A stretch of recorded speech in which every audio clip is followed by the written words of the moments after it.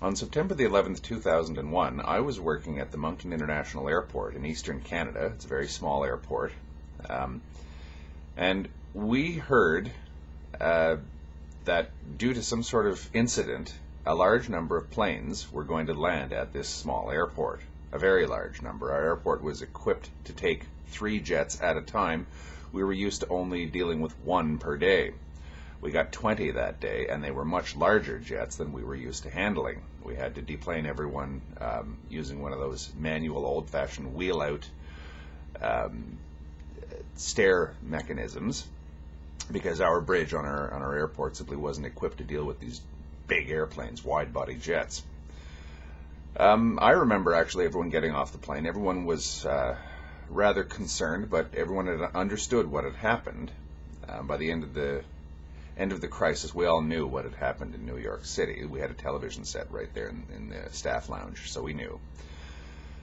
I remember the overwhelming feeling was of calm and of a desire not to panic, and it was actually a very pleasant experience getting everyone off the planes that day, whereas normally, even working at a small airport, it can be a fairly miserable experience these days.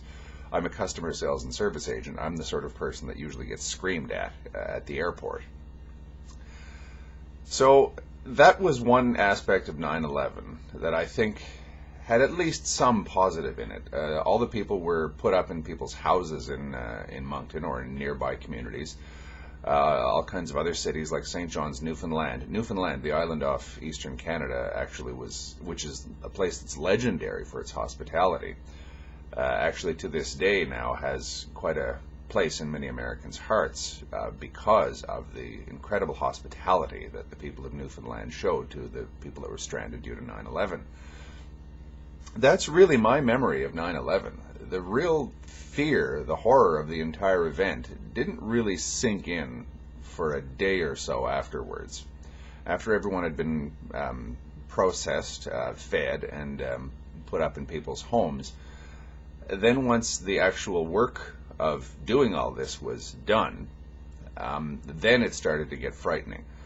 But I think that due to the fact that we actually had the sense, I was one of the very few people on September the 11th that actually had the feeling, I think, that I was actually participating in the actual unfolding of events. And what I was doing, I did very little. I was living in a bachelor apartment, so I couldn't even put anyone up. But at least I was working towards ameliorating the situation that these people had found themselves in. So my memories of 9/11 are not altogether dreadful. It's a lot of people have memories like this over things that one would normally find traumatic. They're somewhat good memories.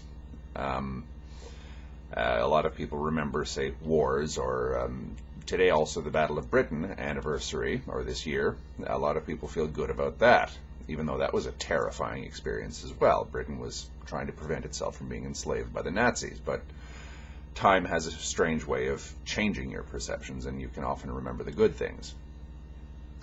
That's my memories of 9/11.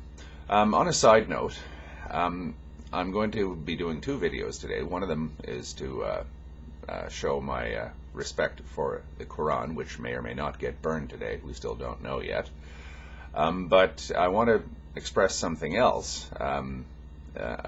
Just to be fair here, I'm totally opposed to burning the Quran, burning any books, and I am totally opposed to anyone showing disrespect to this. Perhaps it's because I'm ex-military from a very long time ago, actually, more than 25 years ago, but it's inculcated right into a soldier's soul, as it were, to respect flags, another country's flag. So whenever I see any flag being burned, I suppose I have something of a gut reaction saying, that's wrong.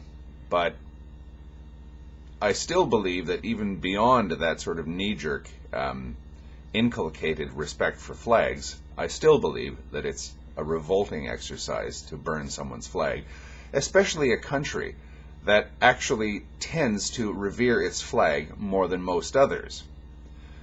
Whether we like it or not, America, or at least a large sector of American society, has an enormous, almost religious, yes, religious reverence for this.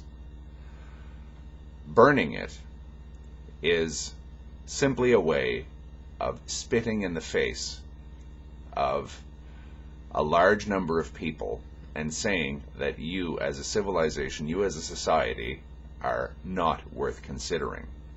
We've got to remember, this is the flag that Martin Luther King carried in his parades. This is the flag that John F. Kennedy so respected. There's any number of great Americans and people that most of us, even as non-Americans, would feel a great amount of reverence for, who had enormous respect for this. So like my Quran, there is no way that this is going to be consigned to the flames, ever, or even shown disrespect. Thank you.